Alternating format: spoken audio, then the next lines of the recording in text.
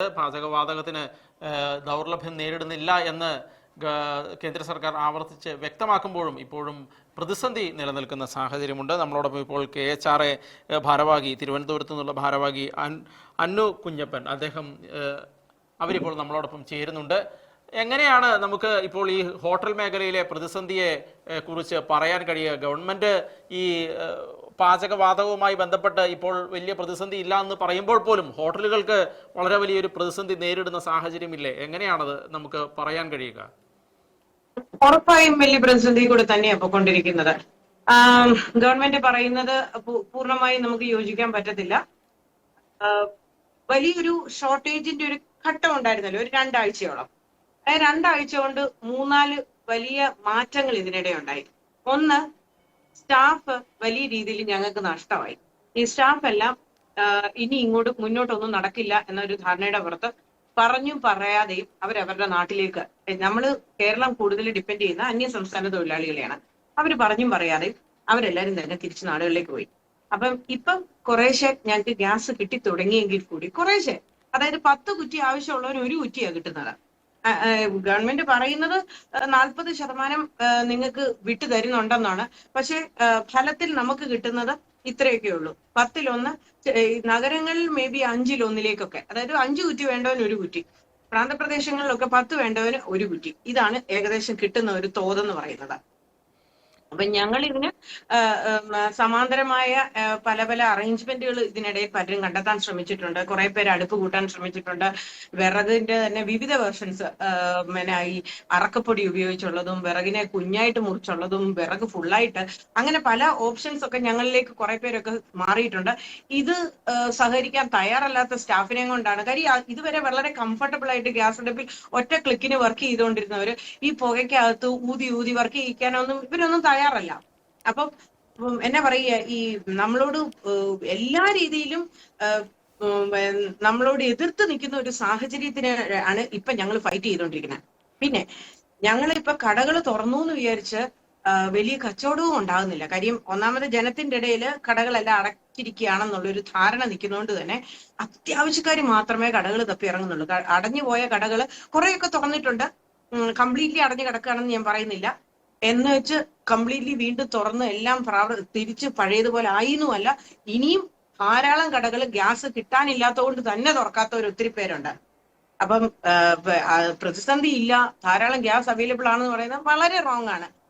ഇപ്പൊ ഒരു SOS app, ഒരു പോർട്ടൽ വഴിയാണ് ഞങ്ങൾക്ക് ഗ്യാസ് കിട്ടിക്കൊണ്ടിരിക്കുന്നത്. അതിനൊക്കെ ഒത്തിരി നൂലാമാലകളുണ്ട്. ഇതിനിടയിൽ കുറെ ഗ്യാസ് ഏജൻസികൾ അവരുടെ കരിഞ്ചന്തയും നൈസായിട്ട് വർക്ക് ചെയ്തുകൊണ്ടിരിക്കുന്നുണ്ട്. അതിൽ കഷ്ടപ്പെടുന്നവരും ഒരു സൈഡിൽ കൂടെ വളരെ ചതഞ്ഞവരുന്നുണ്ടെന്നുള്ളതുമാണ് ഇതിനിടയിലെ വാസ്തവം. ഈ തൊഴിലാളികൾ പിരിഞ്ഞുപോയി എന്ന് പറയുമ്പോൾ തീർച്ചയായിട്ടും എനിക്ക് തോന്നുന്ന നമ്മളിപ്പോൾ ഈ കാലഘട്ടത്തിൽ പല വിധത്തിലുള്ള വിഭവങ്ങൾ ഉണ്ടാക്കുന്നുണ്ടായിരുന്നുവല്ലോ. അപ്പോൾ അതെല്ലാം ഇനി കുറച്ച് നാളത്തേന് ഉണ്ടാവില്ല. അതുകൊണ്ട് ആളുകൾ ഹോട്ടലിൽ വരാതിരിക്കാനുള്ളൊരു സാഹചര്യം നിലനിൽക്കുന്നുണ്ടോ? അതും ഒരു വാസ്തവമാണ്. 200 ഡിഷ് കൊടുത്തോണ്ടിരുന്ന കടകളിൽ 20 ഡിഷ് ഇപ്പൊ കൊടുക്കാൻ പറ്റുള്ളൂ. ഞങ്ങൾ ഈ പലരും ഊണ് വേണ്ടെന്ന് തീരുമാനിച്ചു, കപ്പ വേണ്ടെന്ന് തീരുമാനിച്ചു, ലൈവ് ആയിട്ടുള്ള ചൈനീസ് ഡിഷസ് വേണ്ടെന്ന് തീരുമാനിച്ചു. കാര്യം ഗ്യാസ് കൺസംഷൻ കൂടുതൽ വേണ്ട ഐറ്റംസ് എല്ലാം, ഡിഷസ് എല്ലാം ഞങ്ങൾ പലരും കട്ട് ചെയ്തിരിക്കുകയാണ്. അപ്പം അതായത് നേരത്തെ പ്രിപ്പയർ ചെയ്ത് ബെയിൻമാരിയിൽ വെച്ച് കൊടുക്കാൻ പറ്റുന്നത് ലൈവ് ആയിട്ടുള്ള ഒരു പ്രിപ്പറേഷനും ഞങ്ങൾ ഇപ്പൊ തയ്യാറാണ്. പൊറോട്ട വേണ്ടെന്ന് തീരുമാനിച്ച എത്രയോ സ്ഥാപനങ്ങൾ ഉണ്ടെന്നറിയാമോ? ഇപ്പം പണ്ട് എല്ലാ കടകളിലും വളരെ കോമൺ ആയിട്ട് അവൈലബിൾ ആയിരുന്ന ഐറ്റമാണ് പൊറോട്ട എങ്കിൽ ഇപ്പോൾ അങ്ങനല്ല.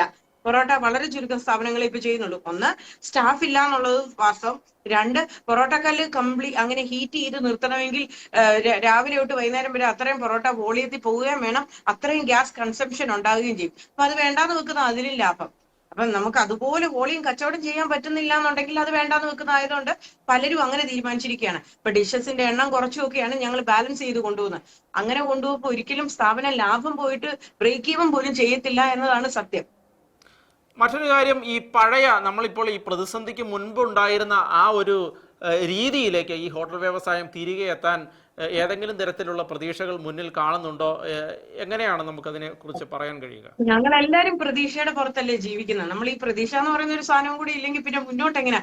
ഇതെല്ലാം മാറും, യുദ്ധം അവസാനിക്കും, ഗ്യാസ് ഒക്കെ പഴയതുപോലെ സുലഭമാകും, എല്ലാം വീണ്ടും സിസ്റ്റം തിരിച്ച് നോർമൽ ആകും എന്ന പ്രതീക്ഷയുടെ പുറത്ത് തന്നെ ഇൻഫാക്ട് സ്റ്റാഫ് തിരിച്ച് അവരെ എല്ലാവരെയും എല്ലാവരെയും ഇപ്പൊ നമ്മളും സോഫ്റ്റ് ആയിട്ട് നിൽക്കുന്നതോട് കൂടിയാണ് നമ്മൾ ആഞ്ഞൊന്ന് വിചാരിച്ചാൽ ഞങ്ങളുടെ പോയ സ്റ്റാഫുകളെ എല്ലാം തിരിച്ചു കൊണ്ടുവരാവുന്നതേ ഉള്ളൂ.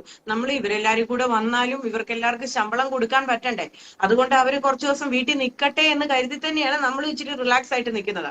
അപ്പം നാളെ ഇതെല്ലാം തിരിച്ച് നോർമൽ ആകുമെന്നും സ്റ്റാഫിനെ എല്ലാം തിരിച്ചു കൊണ്ടുവരാൻ പറ്റുമെന്നും വീണ്ടും ഞങ്ങൾക്ക് നല്ല രീതിയിൽ കച്ചവടം ചെയ്യാൻ പറ്റുമെന്നും കസ്റ്റമേഴ്സ് എല്ലാം വീണ്ടും നിറച്ചും തിരിച്ചെത്തുമെന്നുള്ള പ്രത്യാശയുടെ പുറത്ത് തന്നെയാണ് ഞങ്ങൾ ഓരോരുത്തരും ഇന്നും നിലനിൽക്കുന്നത്. മറ്റൊരു കാര്യം, ഇപ്പോൾ നമ്മൾ ഗ്യാസിനെ ആയിരുന്നു കൂടുതൽ ഇത്രയും ആശ്രയിച്ചിരുന്നു എന്നുള്ളത് നമുക്ക് ഒരുപക്ഷെ മനസ്സിലാകുന്നത് ഇപ്പോൾ ഈ പ്രതിസന്ധി വന്നപ്പോഴായിരിക്കുമല്ലോ. ഒരുപക്ഷെ ഇനിയും ഈ മേഖലകളിലെല്ലാം പ്രതിസന്ധി ഉണ്ടാകാനുള്ള സാഹചര്യങ്ങളും എല്ലാം നിൽക്കുന്ന സാഹചര്യമുണ്ട്. അപ്പോൾ നമ്മൾ ഈ പാചകത്തിന് വേണ്ടി മറ്റെന്തെങ്കിലും പുതിയ ഓപ്ഷനുകൾ കൂടി പരീക്ഷിക്കപ്പെടുന്നുണ്ടോ? ഇപ്പോൾ അങ്ങനെയുള്ള കാര്യങ്ങളെ കുറിച്ച് ആലോചിക്കുന്നുണ്ടോ? ഉറപ്പായും ഇനി ഞങ്ങൾ ബദൽ സംവിധാനങ്ങളെ കുറിച്ച് ചിന്തിച്ചു തുടങ്ങും. ബദൽ സംവിധാനങ്ങൾ നേരത്തെയും പലതും ഉണ്ടായിരുന്നു. പക്ഷെ നമുക്ക് റിക്വയർമെന്റ് ഇല്ലാത്തടത്ത് നമ്മൾ എക്സ്പെരിമെന്റ് ചെയ്യാൻ നിൽക്കത്തില്ലല്ലോ. പിന്നെ നമ്മൾ ഇതിന്റെ കൂട്ടത്തിൽ ചേർത്ത് വായിക്കേണ്ട വേറൊരു കാര്യം കൂടിയാണ്, ഗവൺമെന്റ് നമ്മളെ സപ്പോർട്ട് ചെയ്യുന്നതിന്റെ വേറൊരു വശവും കൂടെ പറയുകയാണ്. ഇപ്പൊ തമിഴ്നാട് ഗവൺമെന്റ് ഇമ്മീഡിയറ്റ്ലി ഇലക്ട്രിസിറ്റി ബില്ലിൽ റിബേറ്റ് ഡിക്ലെയർ ചെയ്തപ്പോൾ നമ്മുടെ ഗവൺമെന്റ് പ്രത്യേകിച്ച് അങ്ങനെ ഒരു സപ്പോർട്ട് നമുക്ക് തന്നിട്ടില്ല.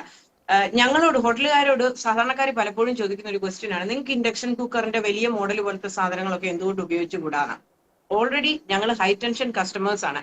ഞങ്ങൾക്ക് വരുന്ന ബില്ലെന്നൊക്കെ പറയുന്നത് ഞങ്ങൾക്ക് 2 മന്ത്ലി ആയിട്ടുള്ള ബൈമന്ത്ലി ബില്ലല്ല ഞങ്ങൾക്ക് വരുന്നത്, ഞങ്ങൾക്ക് എല്ലാ മാസവും വരുന്ന ബില്ലാണ്. അത് തന്നെ താങ്ങാനാവാത്ത വലിയ ഈ ഹൈ ടെൻഷൻ കസ്റ്റമർ ആയതുകൊണ്ട് തന്നെ അപ്പം ഞങ്ങളുടെ ഇലക്ട്രിസിറ്റി കൺസംഷൻ കൂടുകയാണെങ്കിൽ വീണ്ടും നമ്മുടെ ലോഡ് കൂടുകയും നമ്മുടെ സ്ലാബ് മാറുകയും ചെയ്യും. അതനുസരിച്ച് നമ്മുടെ റേറ്റും പിന്നെയും വളരെ കൂടും. അത് ഞങ്ങൾക്ക് ഒട്ടും താങ്ങാൻ പറ്റത്തില്ല.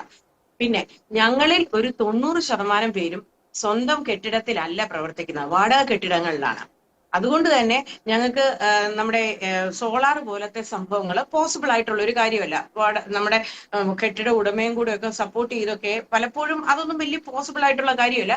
പക്ഷെ ഇനി തുടർന്ന് മുന്നോട്ട് പോകണമെങ്കിൽ അത്തരം കാര്യം ഇന്നിപ്പോ മാർക്കറ്റിൽ അങ്ങനത്തെ പുതിയ ഇൻവെൻഷൻസ് ധാരാളം വന്നുകൊണ്ടാണ് ഇരിക്കുന്നത്. ഇലക്ട്രിക്കൽ ആയിട്ടുള്ള വെയിൻമാറി, ഇലക്ട്രിക്കൽ ആയിട്ടുള്ള ഫ്രയർ, ഇലക്ട്രിക്കൽ ആയിട്ടുള്ള കഞ്ഞി വെക്കുന്ന സ്റ്റീമർ അടക്കം ഇന്ന് മാർക്കറ്റിൽ പുതിയതായിട്ട് ധാരാളം വന്നുകൊണ്ടിരിക്കുന്നുണ്ട്. ഈ കഴിഞ്ഞ 2 ആഴ്ച കൊണ്ട് തന്നെ ഇതൊരു പക്ഷെ നേരത്തെ ഉണ്ടായിരുന്നിരിക്കാം, പക്ഷെ മാർക്കറ്റിലേക്ക് ഇതിന്റെയൊക്കെ ഒരു തള്ളല് ഇപ്പോഴാണ് ധാരാളം വന്നുകൊണ്ടിരിക്കുന്നത്. അതുപോലെ വിറക് തന്നെ പുക കുറവുള്ള കാറ്റഗറിയിലുള്ളത് ഇനി അതായത് വായു സഞ്ചാരം കൂടുതലായിട്ടുള്ള റെസ്റ്റോറന്റ് കിച്ചണുകളിൽ ഇനി അതൊക്കെ ഞങ്ങൾ കൊണ്ടുവരാൻ തീർച്ചയായും ശ്രമിക്കും. കാര്യം എന്ന് വേണമെങ്കിലും ഈ ലോകത്തിന്റെ സാഹചര്യം മാറി മറിയാം എന്ന പാഠം ഞങ്ങൾ പഠിച്ചു കഴിഞ്ഞു. അപ്പം ബദൽ സംവിധാനങ്ങൾ കയ്യിൽ ഒരുക്കി തന്നെ ഇനി ഞങ്ങൾ രണ്ടും കൽപ്പിച്ചേ നിൽക്കത്തുള്ളൂ. വളരെ നന്ദി. ഈ വിഷയവുമായി ബന്ധപ്പെട്ട് ഇപ്പോൾ ഞങ്ങളോടൊപ്പം ചർച്ച നടത്തിയതിന് വളരെ നന്ദി.